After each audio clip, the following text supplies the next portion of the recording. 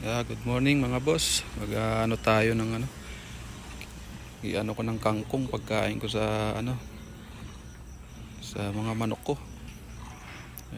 Try ko magparami ng tuloy-tuloy na ng mga Rhode Island ko na manok.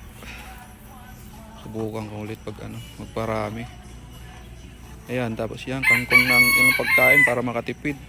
Tapos haluan ko lang ng kunting feeds para yun ang pagkain nila. Mga ilang piraso, 5 piraso din kasi itong ko. Ngayon mag-start na ako magparami para sa mga itlog makabenta pag i-incubator ko, kasi may incubator naman ako. Yun, para mabilis makapagparami. Umpisahan ko na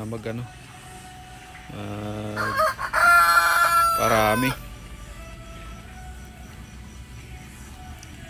Yan. Taga lang para pagkain nila. Yan, mga tad-tad na pati dahon para pagkain nila. Mauubos din naman nila kahit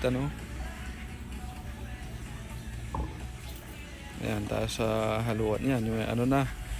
Ayan, natakaw nila kumain eh. Yung iba nasa labas, yung 3 na babae. Kaya nagiitlog na rin naman sila, pero ipunin ko na lang.